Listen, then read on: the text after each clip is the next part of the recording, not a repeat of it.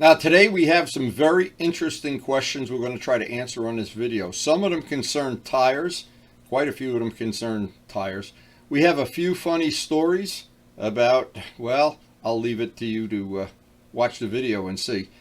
They are true stories. We try to pass some of them on, and keep in mind that one of the things on our channel, we try to share useful information, and sometimes it's very difficult to find out. Like an example is I'm trying to find out the real bottom line on these Pirelli Angel tires, and it turns out there were more than one version of them, and when they were made originally they changed it, and a lot of conflicting information. I've tried to boil it all down, sort through it, and come up what I think is the simple yes or no answer. Well, you'll see on the video. Now on this question and answer video, we're going to try to answer some questions that have been sent in the comments section of our channel, and we're going to try to share some information about tires, paint, motorcycling in general, maybe some safety tips, something that might be useful. The whole objective of the channel is to share useful information, and by having people submit questions, it gives me a chance to answer from my perspective. But it's always another point of view. If I say something, don't take it as the gospel, because if I like yellow bikes and you like red bikes, and I like touring bikes and you like track bikes, we can all still be friends. That's the bottom line. But this is good information to share. So today I want to start the video off we're trying to share useful information. It doesn't mean that whatever I have said is some kind of gospel thing that's never wrong. Well, I try to check out the information that I'm sharing. Most of the time I get it pretty right. Once in a while I get it wrong. And in the case of Pirelli Angels, I think other people get it wrong too. Anyway, we're going to share some tire information first. And I always like to think, this is one of the sad things about motorcycling, is there are a lot of myths of things that you can and cannot do. And I remember when I first got started, my first big street bike, I remember the dealer telling me, oh, you're going to put a certain tire on the back, you got to put a certain tire on the front, oh, the bike will just fall over. It's never turned out to be true. Over the course of my 60 plus years of riding, I've had different front and rear, different sizes front and rear, made all kind of concoctions. It does affect the way the bike handles, but for the average person going on an average ride, you're not riding a MotoGP race. If you have a Dunlop on the front and a Michelin on the back, or the reverse, if they're within the parameters that the bike is made for, in other words, if you put a big giant tire on the front, Now, I don't know. So start the first question. Alex asked me a question. Alex, I'm trying to answer this to the best of my ability. What happens if you put two different brands of tire on a bike? Well, I'm not sure anything bad happens, because you didn't tell me the size. So what happens, like an MT-09 is a good example. If you have an MT-09 and you have the tire sizes they call for, and you put a bigger tire on the back or a bigger tire on the front, you screw up the traction control, the ABS. It can be a problem. At least they say that in the manual. So now I've asked Vlad. Vlad says if you keep the brand of tire, not important, but the size is important to keep the ABS traction control working. But the brands, not so much. Now, there are exceptions to everything. That's the problem with rules. There's always a rule for something, and somebody says, well, what if? Yeah. Well, as an example, years ago when choppers were maybe choppers are still in style, I shouldn't say that. Everybody wanted to put a bigger tire than stock on the back of the bike. What happens is the bike would be a little higher in the back, and the handling would change, the same as if you lowered the forks. And some people liked that, some people didn't. Again, I don't think, Alex, the simple answer to your question, I don't think anything terrible would happen if you had a Dunlop on the front, or the reverse of that. But I do think you could get yourself in trouble playing with different tire sizes. I think that might be something you want to check, and stick within. If you're wrong, one size bigger on the back, and on the case of my RD, I have one size bigger front and back, just to get ground clearance, so everything doesn't scrape when you lean it over. But anyway, it's a good thing to think about. Ask a few other people that have the similar bike for their opinion, and see if they were happy with the result. But that's the first question, and by the way, that's an excellent question. And it's one of the things newer riders tend to think, well, yeah, that's really important. And in reality, maybe it is for newer riders, but experienced riders like Luciano, many of his bikes have two different brands of tire. Or you switch brands and sometimes you don't even notice the difference. And sometimes you do. So I think a good piece of information worth sharing for people, maybe that some people buy a modern bike and don't really read the manual. But once you start playing around with tire sizes on a bike that has ABS and has traction control and other safety features, it is a problem because the tires are reading at the wrong RPM onto the ring. So I would say before you experiment with any modern bike, really stick with the tire sizes the manufacturer calls for. So the next question is from Marcelo. Now he asked a question about painting plastic. And as far as I know, and this goes back into the 60s, when you would paint some plastics, and again, the technology has changed over the years. A good example is Honda 750 side covers. A lot of times you'd paint two, and I painted a lot of them in my time.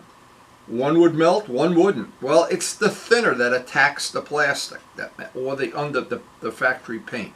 So over the years, what's happened is all of the companies, they share this information.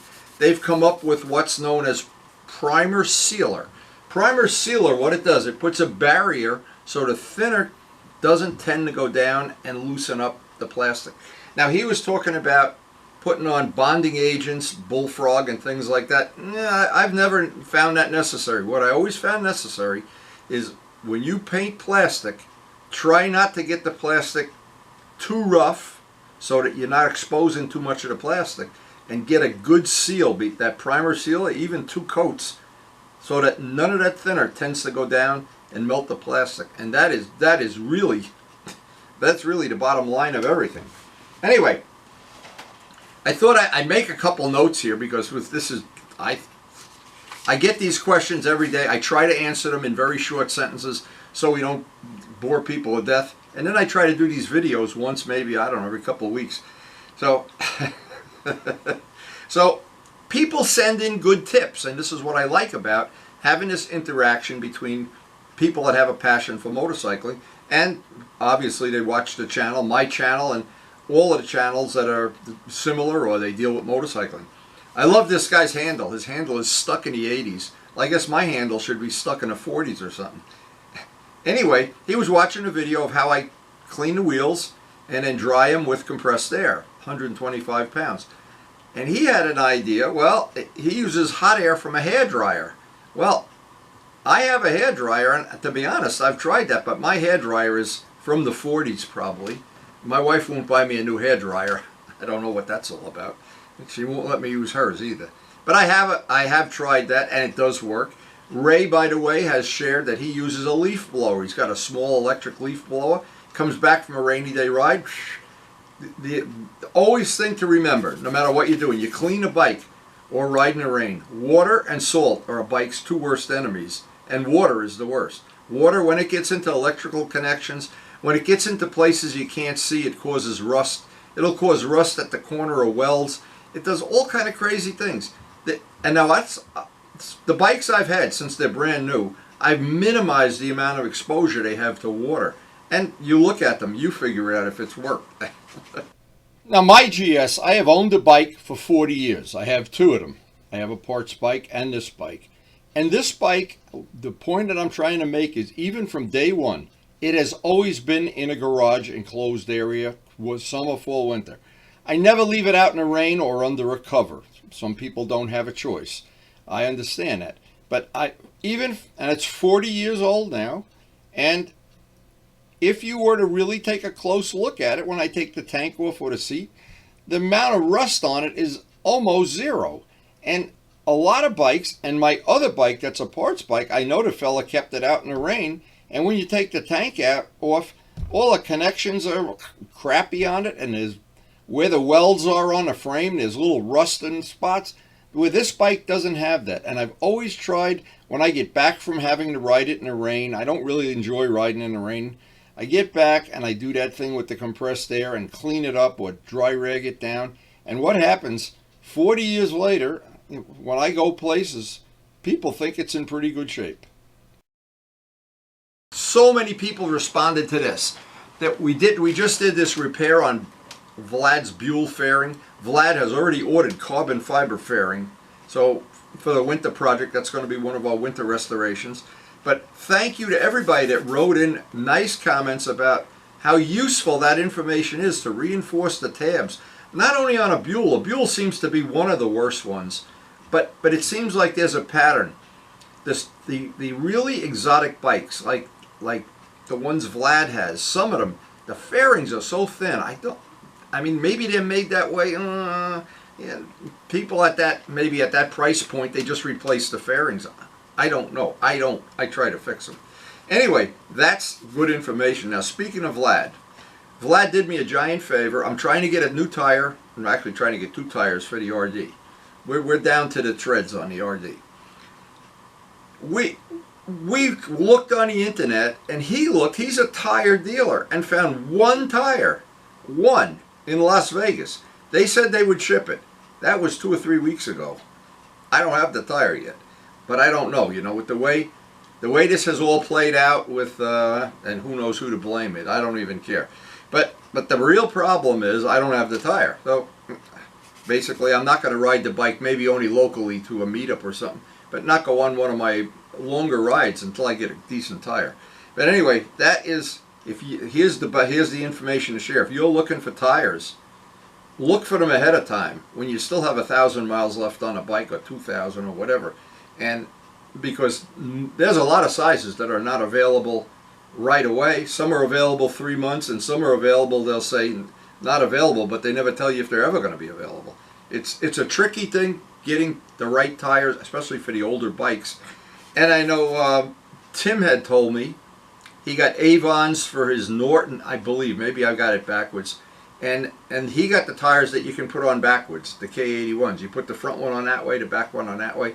And I was looking to get them for the RD, and nobody makes the sizes for the RD. They're totally unavailable. You may as well not even look.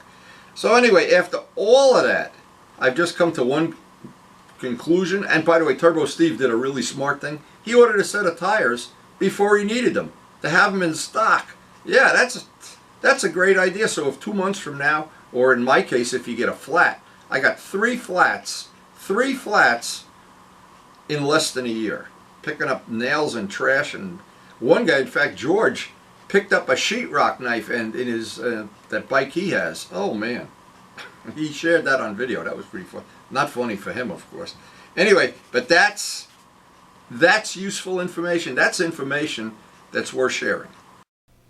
Now, on our channel, speaking of fairing repairs, we've done a lot of repairing of fairings, and for many people, many friends, the bottom line of everything is, if you have the money, or if these parts are available now, I don't think you can just go to a Ducati dealer and buy that fairing part.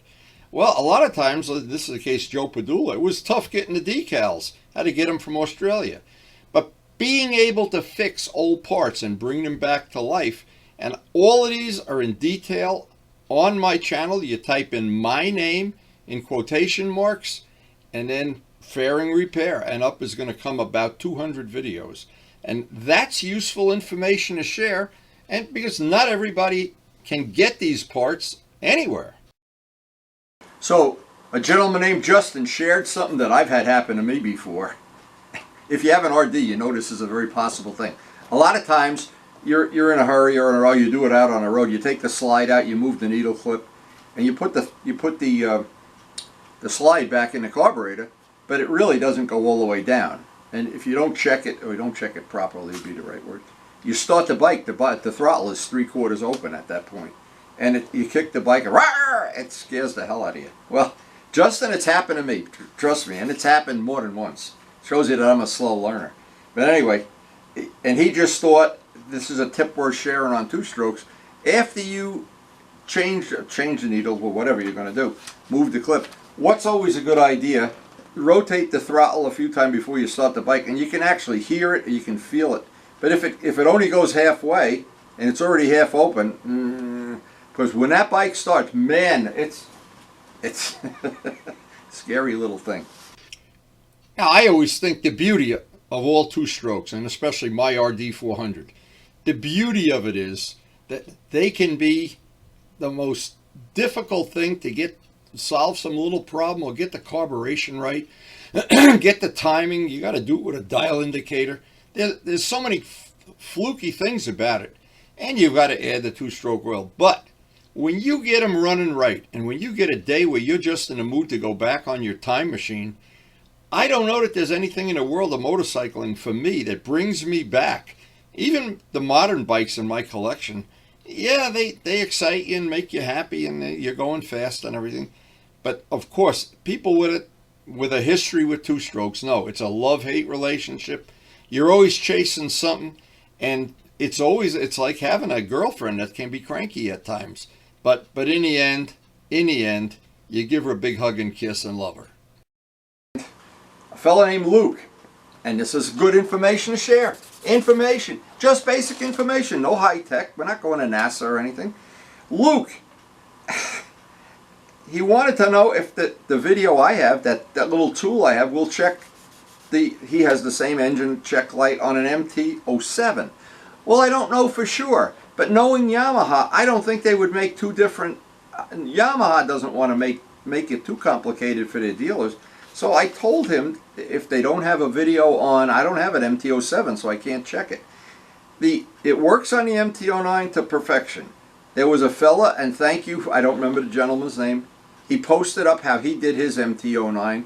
It was a common thing that when you would rotate the traction control under certain conditions, the check engine light would come on. And of course Yamaha in the manual, take it to your dealer and try to get an appointment for a service appointment. Dealers don't even have mechanics anymore, so it's crazy. But anyway, that check engine light tool was about $20–25. But he never mentioned the part. The reason I posted the video, he never mentioned you need the adapting wire. Well, you get that too. That's a really easy thing. But you got to know it ahead of time. Otherwise, the tool comes in the mail and you go to hook it up to the... You know, it's like having two things that don't match. Anyway, useful information. Luke, I'm glad it worked out for you. And by the way, if you do, post on the thing. If it did work on an MT-07, just post the comment and I'll pass it on. That's good information to share. And in the world of motorcycling, it's all about sharing information because there's so many scams. And I got scammed on a set of coils for the RD, and I passed on all the scam information. But there's people, and I don't remember what I'm not going to say the name of the company. He went out of business, and they were still taking people's money. That's good information to share. Pass that around. So. Now, one of the scams that I've had several times I've run into this, where I've ordered a part. In this case, I ordered an air filter for the FCR when I was doing the restoration. I ordered a brand new air filter and waited and waited and waited, and an air filter came in, except it was the wrong one. So I basically called the company, and I wanted to return it, exchange it, whatever. Okay, well then what they want you to do is pay the shipping back. And then they're going to wait till they get your part back, and In the meantime, check the return policy in case they send you parts that don't fit. Anyway, now, this is just another little thing I got from Scott. You might have noticed he has an RZ350. We posted a dedicated video. We went for a little ride, took some pictures. He was breaking in the engine. He didn't want to turn it into a MotoGP video. But anyway, when I saw the restoration in real life, it was flawless. It really, really looked nice. And I know several other people have nice RZs. Among them, Dale's got one that I did some work on it, and it was for all purposes a perfect restoration. So that's the kind of thing when you have an RZ and you see somebody else with an RZ and you see somebody else, and people want to share the information of the repairs, certain things that there's tricks, there's places to find parts. Again, useful information. Now, speaking of RZs, I wanted to thank Scott for over the course of a couple of weeks he shared as he was doing a rebuild of his oil pump and rebuilding the engine and doing a lot of stuff. We were corresponding back and forth sometimes more than once a day. And I really enjoy seeing other people do these restorations. I know the kind of passion it takes to do this right and not just slap it all together, to get all the fits and all the checks right and all of the cleaning the parts. And when you're done, there's such a level of satisfaction. And it's nice when you can share it. And we have this ability through YouTube and through even my video to share. And sometimes it's inspirational. I was inspired. When I saw this bike ready and I pulled in a parking lot, I was inspired. And I didn't want to get into this. I got into it on one of the videos we were testing Pirelli Angels. And it's not a controversy because I don't think either one of us know the answer. A fella named Bayard, he said the Goldwing GT Angel tires are for gold wings. Well, I did a little checking and it turns out that they are rated by Pirelli as sport bike tires. They're sport, not touring tires. But then, a lot of people with gold wings ride pretty fast. Maybe they put these on a gold wing. I don't know. But I know one thing for sure. I put them on the R1. I have both on the R1. I got about 400 miles on it, and I got a flat, of all things. I plugged the tire. I'm waiting for another tire. Now, when we get it, we get it. That's all there is to it. Not even going to get into that thing. But here's the whole thing. And by the way, for anybody who knows, if you've seen the video of plugging a tire, it worked perfect. I've ridden a bike, gotten probably another 200 miles on it. Nothing bad happened. It's fine. It didn't even change the balance of the wheel or anything. So that may be good information. And I do have that kit to fix tires to take out on the road, and I made it fit into my jacket pocket. So I have it not only for me, but if I'm riding with Mr. Flat Tire and he gets a tire, it doesn't ruin my whole day too. We can get it fixed and keep riding, or get to a gas station, or get home, one or the other, or get to Vlad's and get another tire. Anyway, so again, this is the part of motorcycling I really don't enjoy, and I'm not going to add my 2 cents into this. I looked at the Pirelli chart. I assume Pirelli, who sells the tires, would classify them as sport bike tires. They're not track bike tires. They're sport bike tires. And there's all this controversy about the GT. When they're rated GT, they're for heavier bikes and this and that. And I got a lot of feedback, a lot of it contradictory, and I don't know because I don't know. That's the bottom line. And when I don't know, I really have no problem with saying I don't know, because that usually opens up the door to somebody who does know teaching me. So I durometered the tires out. They are slightly harder by a few numbers on my durometer. They're a slightly harder rubber than a Michelin 2. And a Michelin 2, for me, was only less than 4,000 miles on that bike the way I ride. So we don't know until I get 6,000 or 8,000 or something, whatever it's going to last. Because the reason for trying the Angels and the little harder rubber compound, I wanted sport bike tires that would last a little longer. I'm not going to the track, so I don't need the tires that wear out in 150 miles. I don't need them. So maybe you don't either. And this whole controversy about tires, actually there's something, if you, and people misunderstand this, if you're involved in track days and racing and you want to outdo your brother or your friends or something, the Dave Moss has a YouTube channel, Contact Patch, Dave Moss, all racing information about tires. Basically, he's the guru of tires. Well, I don't want to pretend I'm the guru of anything other than the fact that I have a collection of bikes. I like to keep them running. I like to keep them maintained. And when it comes to these super high-tech things like racing tires, it's easier for me to say, check his channel out. Better source of information. Now, on my 750 Ninja, I have the luxury, because I have two Ninjas that are exactly the same. I have two sets of wheels.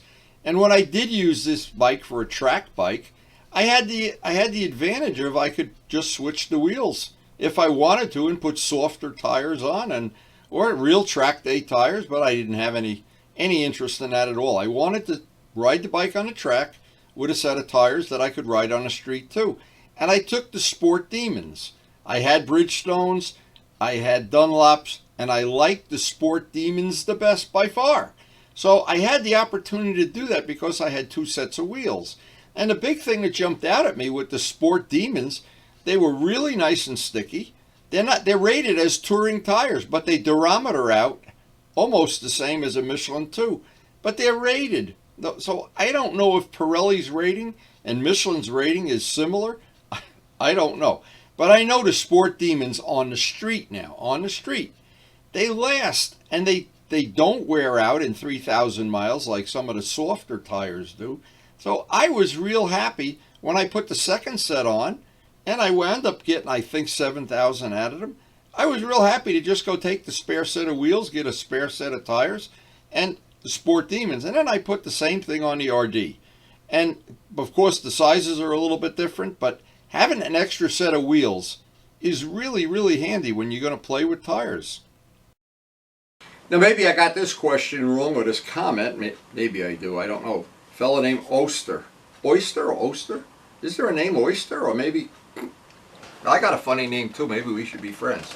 I don't know. He wanted me to compare an RD, or he was comparing RD to an RZ. Well, I never had an RZ. So here's the problem with not having an RZ. I really don't have anything to compare it to. I've ridden with Dale. We went on group rides with the two-strokes and for whatever. And what happens is usually when you start to compare, let's pretend we really did have a friend with an RZ, a friend with an RD. We go for a ride, and now we're going to go through and they both handle good. Each person is going to think his bike handles a little bit better than the other one. Then we're going to go like you did back in the 60s or 70s. It was all about ETs and drag racing. Let's go line them up at a traffic light. My bike is 10 feet faster. And at the end of it, you switch riders and you find out, oh, that guy's the faster rider. Any combination. Anything where you're comparing apples to oranges or RZs to RDs, I'm not so sure it's even worth it. And I never read in a magazine. I would read in a magazine, this bike is faster than this bike. This bike doesn't handle at all. This bike has terrible brakes. And I know they do that on these forums. I don't belong to any forums at all. And they argue and they turn it into where you don't enjoy it. It's of no value. It's no fun to me. Yeah, Joe Roselli is the king of having a good saying. Ride the bike you like. If it's a little slower, learn how to ride faster. If it's a little faster, we could still be friends. Now here's Joe, and I want to thank him for over the years being a good friend, of course. And many times he shot pictures. These are some of the pictures he shot and donated them to my videos. But here's the big thing. He's got some trick photography stuff that we're going to be doing at my house soon, I think. I'm not sure exactly when, at his convenience anyway, where he takes pictures at night and he does all this really high-tech stuff with his camera and a computer. I'm really looking forward to it, and he has some exceptional photography skills. Just look at these pictures and you can see. And not only that, but it's always fun whenever we hang out or whenever we ride or whenever we go to his house for a cookout. He's also a professional chef. Okay, another comment, and this is, I guess, a valid comment to a lot of people, and I've heard this before, so I'm taking it with a grain of salt. And your introductory is too long. Well, yeah, you know what? But if you start a video, and I hate to watch a video where they don't give you an idea what, they're at the Grand Canyon, but they don't tell you how they got there. Or anyway, it's personal with me. And I wanted to share this. My channel is not meant to be cut and dry information. I'm not looking to be like a nuclear science and this is exactly what you do. What I'm looking to do is have your passion for motorcycling or painting or carbon fiber or tires that you can get from me, and I'm only passing it on most of the time. Useful information that'll make your enjoyment of riding a motorcycle or maintaining it or modifying it even more fun. I always think that by starting a video with a few personal things, you kind of bond with the person and you get to see, well, what's that all about? Because we're not robots, we're really just people. And in the course of sharing our passion, sometimes you make a new friend, and I've made a lot, an awful lot in fact. And I just think it's super to have these little things like feeding the birds, feeding the fish, blah, blah, blah. Some people don't. I know there's some people, their time is valuable. And they have told me that so many minutes into the video, you wasted that first 3 minutes of my life, I can never get it back. Well, you know what, then just easy. Don't watch the channel, it's easy. So anyway, and I thought this was funny. Now, I have watched, and I always try to share this. Alan Milliard's channel is fabulous. Maybe he has the best channel of motorcycling that I find interesting because he does things in a small shop on a limited budget that are off the chart He makes 7-cylinder, 2-stroke Kawasaki's and 5 cylinders and V8 Kawasaki's from two, just unbelievable. One with a Viper engine. That person that's that knowledgeable and that smart, I want to learn from him. And in the middle of his video, I noticed he's feeding the birds or mowing his lawn. And I said, that's really, and his wife was making cookies. That's important because I get to know Alan just a little bit, and I kind of, you know, and Alan is a smart guy, I'm sure. I'm absolutely sure he's a smart guy. Nobody could do the stuff he does and not be a genius. It's just not possible. I don't think it's possible anyway. And to just figure out, even if he didn't do it, if he just had the idea of how to do it, if he had $1 million machine shop and he worked at Honda or something, and to do it would be fabulous. He's doing it in an environment like I'm doing it, in a garage and a cellar. With a hacksaw. It's amazing. To see him take a Kawasaki crankcase and Alan, you have my undivided respect, believe me. I can't imagine how smart he must be. Anyway, and I shouldn't even laugh about this. Some of the things that come in, some of the questions, and I don't know if I really understand what the fella is asking. But I understand this part of it. This is a complicated question. And it's from my friend stuck in the 80s, and my handle's going to be stuck in the 40s. But anyway, he loves the RD rides. Now, a lot of people don't. A lot of people, oh, he's just going for a ride. Oh. Yeah, but you know what? To me, when I used to work for a living, and I could be at my job and be getting paid to watch it, and nobody's looking, I'll turn on something this or that, or Alan Milliard's channel or something. Well, I think that's cool.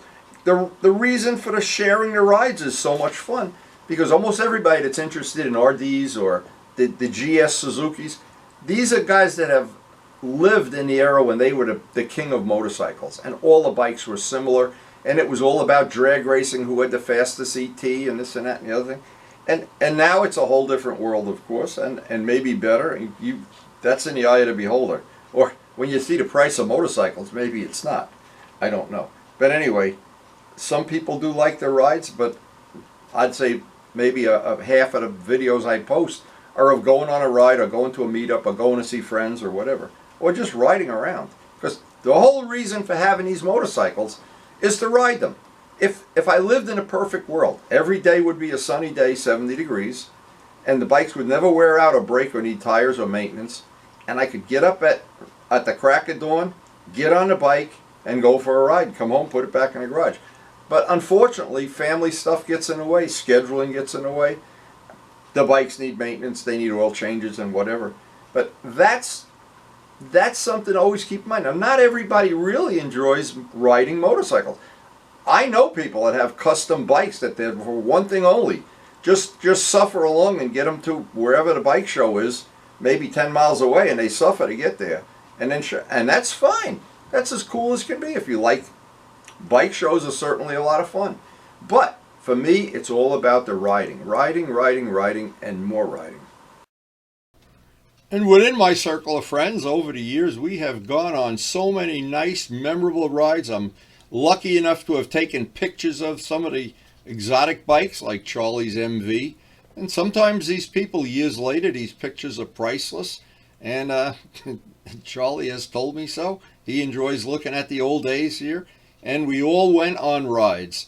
We went together. We went people of different skill levels. We enjoyed each other's company. We enjoyed riding a bike. Some were really fast. Some were classic. Some were priceless antiques. Some were fun. They're all fun to ride. There's no such thing as a bike not fun to ride. If you're not having fun, just buy a different bike. So this next email is from Philip, and Philip, I really can relate to this. He said he has a brand new Speed Triple, and he dropped it. And to be honest, I guess I got to share this story once again, even for Philip, for other people. I had bought my R1 in the middle of the winter. There was snow on the ground. I was waiting and waiting for delivery because I wanted a blue one, there were white ones and yellow ones. I wanted a blue one. So I waited. Went to Motorcycle Mall to pick it up. It was really a cold day. It was probably 25 degrees or something. I don't care. I'm a tough guy. I get all bundled up and everything. Now, I get on the bike for the first time, And the guys at Motorcycle Mall show me, yeah, this is the horn, this is this, this is that. And I'm thinking, yeah, okay, come on, let's get on with it. And of course they want the money. So anyway, this is a true story. God, you couldn't make this up. As I'm getting ready and the bike's running and warming up, I look outside, it's starting to snow. And I said, yeah, I only live like 10 miles away, so 5 miles away. I'm gonna take a chance. Brand new bike, brand new, oh man. I get back to my garage. The bike is a little snow. It wasn't snowing hard, just a little. And it's really cold. I've had snow and it's below 32. Well, I open a garage door, I bring the bike in, and I'm so cold, I get the kickstand halfway down. Let go of the bike. Take a wild guess. Boop. Now luckily my garage has 3 layers of carpet. It's there because I have to lay on it all winter while I'm working on bikes. But anyway, I broke the blinker and scratched something. I don't remember. I had to do a couple little things. No big major damage. But boy, did I feel stupid. And I had to get my neighbor to come over because I was so cold I couldn't even pick the bike up. And my friend Mike, next door neighbor, he came over, he looked at the bike on it and said, is that your new bike? Now, I always have these pictures of the bike before I took all the stickers off it. I wasn't happy with the paint. Not with the paint, with the stickers that came with it. And I shot some pictures here, but you notice I'm taking them from one side of the bike, the side it didn't fall on here. That's pretty funny. Anyway, these are some pictures I treasure because it's the bike here is the original way I bought it, with the black wheels and some of the paint job. I don't even call it a paint job, the stickers. But it always reminds me how happy I am with the bike now. The bike has evolved into something that suits my needs. Free, I guess this is a handle. Free Ron Jeremy. Pirelli Angels on his 1290 Duke. It's a Duke, a KTM Duke. And he clearly said there's ST versions and GT versions. And oh, this is funny. It pays to get them mounted with a tire machine. And boy, did I find that out the hard way with mounting Pirelli Angels by hand. Oh, you better have a hot day. And he has a friend with a Nomar machine bolted to the floor, and he found out the same thing, I guess, that I found out, that mounting them by hand, maybe you gotta use a machine. Well, I don't know until I get my next Pirelli Angel. I don't know, but I know the next time I do one, it's going to be on a 90-degree day in a hot sun, and I am not going to ever try to mount a cold Pirelli Angel again. That's for sure. Not that there's anything wrong with that. Some people with a tire machine, Luciano's got a tire machine. In fact, he's got a Nomar tire machine. And he had trouble mounting them. He bitched and moaned that the tire wouldn't go on. And maybe it's us. We're not professional mechanics. We're just trying to share what we know. And sometimes what I know is worth knowing. Sometimes it's not. That's up to you to figure out. Dallas and I have shared tire information and tire pressures, and of course he's got an 83 GS, and he's out in California, the Sacramento area, and he just recently had to put tires on a bike, and he put a set of Avons on, and Joe Padula has Avons on his GS, so we're looking to see how these compare, and actually to the Commanders, the Michelin Commanders. Okay, so quality information. John, MT09 tire pressure, hot and cold. For my MT09 with Michelin 5s, I like to have it that on a hot day when I start the ride it's 28, and on a cold day it's 30. And you're really in the ballpark. If your tire is cold, this is an old trick from Kenny Augustine, world-class mechanic. Get the tire cold the day right when you leave the garage. Check it. Get to the middle of your ride or toward the end when the tire is hot from a lot of cornering. Check it. If it's 2 pounds higher, because as the tire heats up, it gets hotter. As the tire heats up, it gets hot. The pressure goes up. If it goes up about 2 pounds, you're good. You're right on the money. And I remember, that's funny that on Dave Moss's channel, he talked about a complicated subject. He had people asking him what tire pressure should he run on a Kawasaki this and a Yamaha this and that. And he answered it with a chart and a graph and very detailed, very to the point. If you have a passenger, if you have that. See, my thing is very simple. I never ride with a passenger, so that's out of the equation. So that changes everything, because if you have to factor in carrying an extra person on a bike, the back tire can't really be the same as the front tire. Yeah, even in the manual, the back tire always has more pressure. If you ride alone, and I find, I like the tires to be the same. I know that's not every track day guy I ever spoke to. Oh no, and everybody's got something that they found works for them.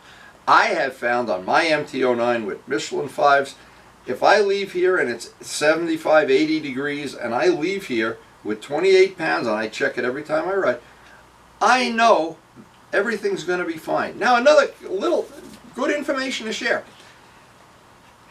There's a point in time where, and from lowering forks and then seeing what that does to the steering, a lot of times the bike will do, whoa, once it just fall right in. That's when the back is too high. So you adjust it, of course. But a lot of times, if your front tire is too soft, the way you can tell is there's a lot of effort to turn the bike, because it's more of the contact patch is touching the ground, so it's stiffer. As you add pressure to the front tire, as you add pressure, it gets power steering. Well, a lot of people like power steering. I like that planted feeling like there's a nail going through the tire into the ground. But I'm sure, and especially among track day people, everybody's got something different that works for them. And professional riders, you got to believe, some of them are not going to share exactly what they may even give you information that you don't want to know. Anyway, there's Kristen, I hope I'm saying it right, got an MT-09, her husband got her an MT-09, and she loves the videos, she loves the koi, she loves the cookie. Well, Kristen, it's better to love your MT-09 than your husband. My fish are my fish. That's all there is to it. And as I'm writing this and putting this together, Karen's up there baking cookies. So, Kristen, good luck with the MT-09. Ride safe. Now, a lot of my friends, and I guess some people that watch the channel that subscribe, they know I love my MT-09, and because it was a birthday present from my wife, a 75th birthday present. I have enjoyed modifying it and making it my own over a course of just a little less than 2 years. And Kristen, I hope you enjoy your MT-09 as much as I enjoy mine. Andrew. Now, I've had this before, so I don't know if this is, I don't know how it works out. Andrew, you said the video did not show sanding base coat before clear. So I went and played the video, and I see 3 minutes of sanding. I said, I don't know if he picked it up in the middle of the video, or as some people might do, they see me talking in the beginning of the video to kind of set the stage, and they say, ah, fast forward through this guy. Enough of his verbiage. Whoop. So anyway, I played it, and I don't know what happened. But Andrew, if the video says it's sanding clear and there's no sanding, maybe you missed part of the video. I hope not. I hope you enjoyed the whole video. And that information, by the way, there's information, just to put this into perspective. There may be some information about Pearly Angel tires that I've missed the boat. I don't do track days anymore, and I don't race anymore. So I may not have the latest information or the greatest information. But there's one thing I do have, I think, really, really good quality information on. And that is paintwork. And paintwork is very challenging for people that want to do paintwork on their bike. And having the best quality information makes it easy. I think anybody can do it if somebody helps you with that information. Now we have over, I think we're coming up on 2,500 videos now, and a good percentage of them, more than half, deal with painting, I think. Painting old motorcycles, painting parts, doing the body work, getting rid of the old paint. Here's Luciano's one of his H1s. I did 2 of them for him. And that information, I don't know where else it's more convenient to get it. There's other channels with painting, but most of them are about cars or about painting flames on Harleys or something. And we do the wheels. The wheels are a challenge too. But every one of these jobs, the information out on that channel, somewhere on that channel, put my name in and paint. It'll come up. So basically, that's all the questions that have come in on the channel. I really appreciate, believe me, People that send in things, they nice thing that somebody put on there. This is really, I'm not making this up either. Somebody put on there, Windy is God. Well, I don't know if God appreciates that kind of, and I don't know if God watches YouTube at all. Maybe he does, I don't know. But anyway, I'm certainly not God or anything, but I do have what I think is a passion for motorcycling. I love to do the paint work. I love to modify the bikes, make them my own. I love to do the styling part of it with John Pothia's help. There's parts of it I really am passionate about. But the biggest thing I'm passionate about is I like to get up in the morning and ride. And I use it for my exercise for the day. I use it to keep my mind stimulated. And I know a lot of people, they're exactly like I am. They want to ride. Maybe they want to do some work on a bike. But everybody, I think to a man, has that passion that they want to get out on a beautiful sunny day and ride. In my case, I ride on some not so sunny days. But the riding, and I think this might be true, and it might be the best thing you can pick up off any of the videos. If you're active, and riding does keep you active, and you get exercise every day, and you eat vegetables, you may get to live as long as I do. I don't know. I'm going to be 77 in about a month. So this may be the last video you see where I'm still 76. Anyway, hope you did enjoy the video. Share it with your friends. Thanks so much for watching. So my little humble bike collection has served me well for many, many years. And I really enjoy the fact that each one of the bikes is a different, and different in ways that as motorcycling had evolved over the years. One from every 10-year period as the bikes got bigger and faster and more complicated and fuel injected and ABS and traction control and everything. But there's still the joy of riding that RD. It's simple with a set of points and no valves and just pay for the gas. And with that, I'm going to say what a great time I've had over the years I've been involved with motorcycling. Hope you have too. And again, thanks for watching.